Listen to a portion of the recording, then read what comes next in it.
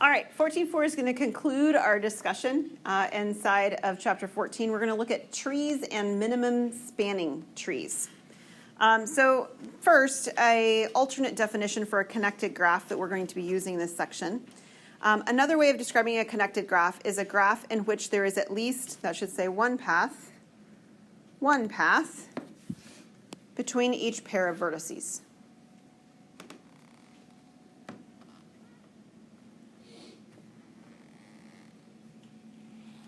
And while we've been looking a great deal in the last couple sections at circuits, a tree is actually a connected graph that doesn't have any circuits. Okay, so no circuits creates a tree.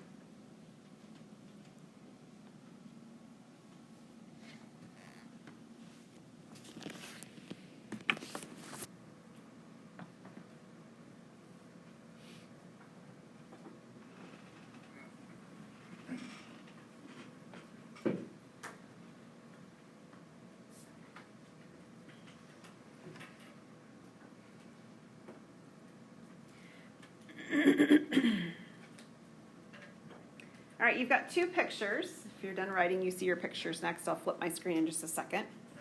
And all you're deciding is whether or not the graph is a picture of a tree with this definition.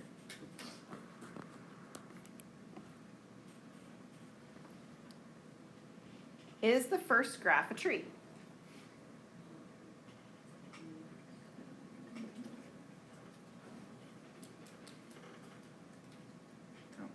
No. The answer is no. So if you were thinking no, can you tell me why you were thinking no? It's not connected. Nope, it's connected. There's a triangle that makes the connection. There's a triangle in the middle. What does the triangle in the middle signify is happening? Circuit. A circuit. Thank you, Caitlin. Yes, there is a circuit happening right here. That piece has a circuit.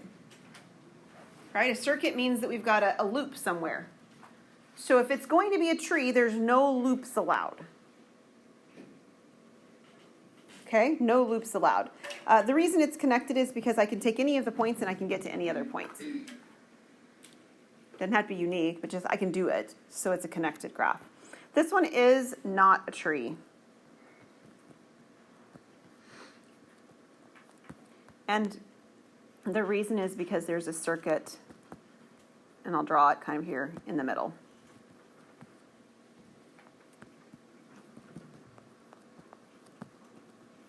Any circuit eliminates it from being a tree.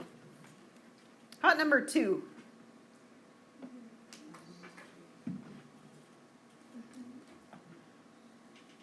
Two's a tree. It is. So if you said yes, you were thinking yes. Why are you thinking that 2 is a tree?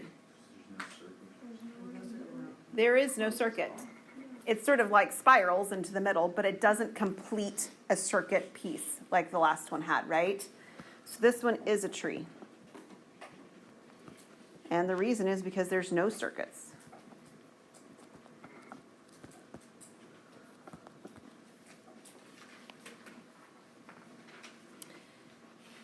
Now, while a connected graph says there's at least one path between vertices, and that is true, when we're looking specifically at trees, there's not at least one, there's exactly one. So the unique path property of trees says that if we have a tree, there is exactly one way, one path to get from each vertex to another vertex. You don't have lots of options. Okay? So imagine things like, if you think about it being small, or actually, here's a really good example. We went to a water park this summer, and the water park was separated by different areas that had attractions or pools, right? So different pool areas or slides and different things like that. But there was not multiple ways to get to places necessarily, at least easily, right? There's certain like bridges that go and so forth, right? Bridges between places or sidewalks and paths between places, right? You can't just get from place to place with loops necessarily in this particular water park. If you were to talk about islands or something like that, where the bridges were connecting the different pieces and you were trying to minimize expense in building your bridges, you would not have loops of bridges. That would not be a good use of your resources if that was your goal, was to conserve the resources. A spanning tree is a subgraph. We talked about the word subgraph before.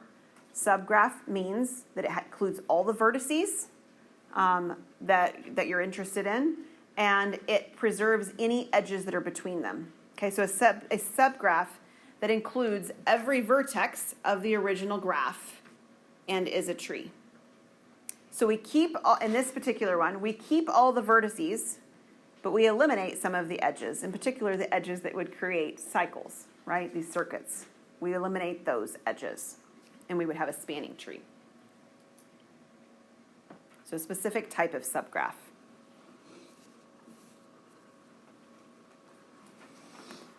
So number 3 is interesting, and again, I think it will show up as multiple choice. We have a picture. Does your picture match yours? Yes. Good.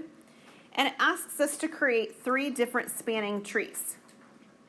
So again, a spanning tree is going to include every vertex. So if you want to start your picture by actually drawing all the vertices in that you're going to need, I'll move this up a little bit for mine.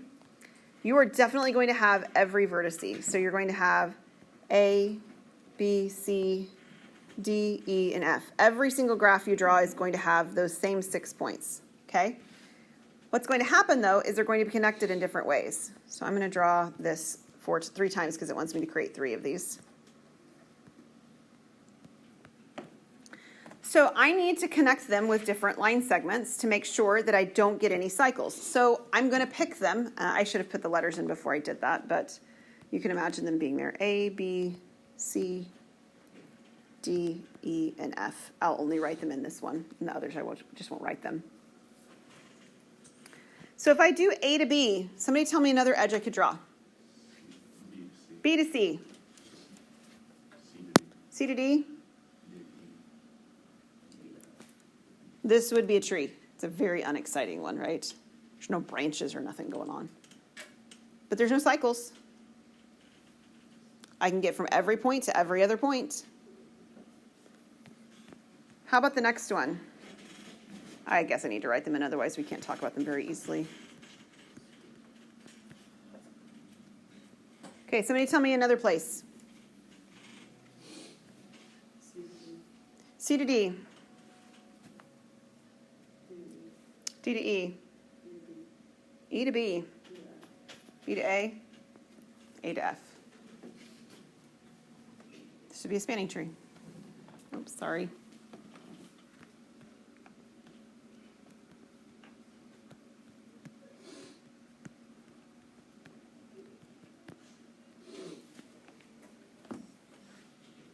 Let's do one more and then we're going to pause and I'll tell you what's going to happen.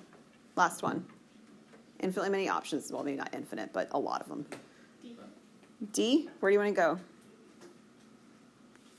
D to E.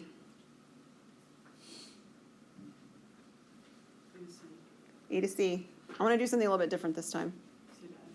C to F. Stop for a second. You're okay. We could do this and we could do this, but we could also do this and this, right? Okay, so it's not like it has to go in a cycle between the letters. You can branch off and it also work just like that. So here's what's going to happen. I think that I have about 10 minutes left to finish this.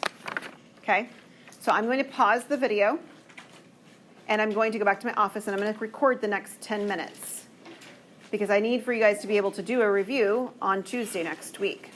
And in order to do the review, you have to be able to finish the homework before we get to there. So I'm going to finish the last 10 minutes. So check in, later today or tomorrow, whatever. Listen to the last 10 or so minutes of this presentation, all right? And then you'll be able to finish the notes and we can go from there. Sound good? All right.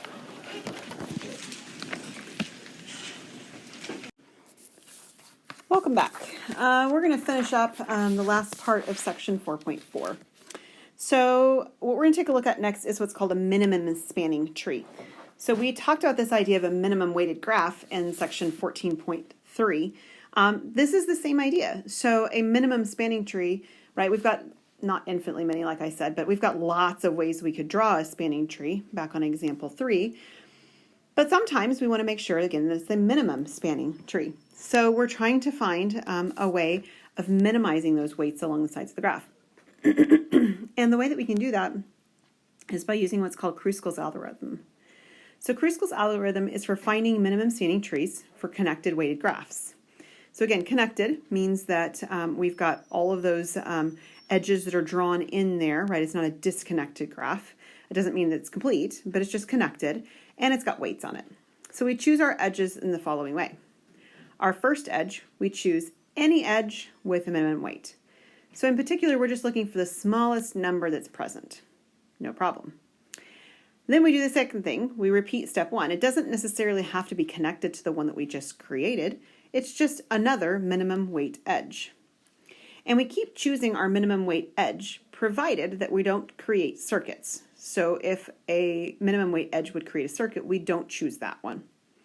And we repeat all of those processes, right? Keep choosing our edges until we have a connected graph, right? Until we have all those edges that allow us to get between our vertices. So we're going to take a look at an example. So this one kind of looks like a heart on my screen. It doesn't quite look quite as heart-shaped in your notes, but it's very similar. And we're looking for the least weight of our vertices. And in fact, it probably would be a good idea for us to start by just using the vertices that we're given and drawing that corresponding picture, because I need all of those vertices. So I have A, F, and E, and I have B, C, and D. Those have to be present in my graph, right? Because in order to have a tree, I need a spanning tree. I need to have all of the original points present in the tree that I'm drawing. So A, F, E, and then B, C, D. And I look for the minimum one possible. So as I'm taking a look at this, the smallest weight that I see in this graph is the 10 that's in the middle from F to D. I'm sorry, F to C. I'll draw them in yellow as I'm drawing them. So F to C. Maybe I won't. Let me I can put F out to the side. There we go. Now I've got F to C. And as I do this, I'm actually going to go ahead and write in the weight that I've got because I'm going to have to go back and get them later anyway. So this was 10. So taking a look at other options, what's the next biggest thing after 10? And there's an 11. There's an 11 that takes us from F around to D. So that's the next one I'm going to draw. I'm going to draw F around to D, and I'm going to write 11 in there. Okay, so that takes care of the 11. There is a 12 as well. A to C is 12. So over here, if I connect these, let me move my 10 a little bit closer. A to C is 12. After 12, I see a 14 at the bottom. At the bottom, I've connected B to D, and that's a 14. So you might be sitting here and thinking, well, when do I know I'm done? Well, I know I'm done when I've got all the points connected. And right now, E is not connected to anything. All the other ones are, right? A and F and C and B and D all have edges coming to and or from them, but I don't have anything connected to E. So while it is true that I'm looking for a minimum weighted, next, whatever, I really don't need to look at what things connect to A or to B or to F or to C or to D. None of that matters. Those are already connected. I really only care about the potential connections to point E. So I have the connection that goes from F to E that's 30, from C to E that's 31, or from D to E that's 27, and I choose the one that's the minimum. That's the D to E one. So the D to E is the minimum one right here. Well, let's try that one more time. Move E a little bit over. All right, D to E is the minimum one, and it's 27. So I have a 12, a 10, an 11, a 14, and a 27. And these are the points that I would add, or the weights that I would add together. So 10, 11, 12, 14, and 27. And if I add those together, I believe that I have 74. So this would be the minimum spanning tree for this graph using Kruskall's algorithm. All right, the last thing that we have in this section is talking about the connection between numbers of vertices and number of edges. Now, we had a numbers of vertices and numbers of edges connection back in the last section as well in 14.3, but it had to do with circuits. How many potential circuits do I have? This one's not about circuits because there's no circuits in trees, right? It's just about the vertices and the edges specifically. So if we have a graph that's a tree, then the number of edges in the graph is simply one less than the number of vertices.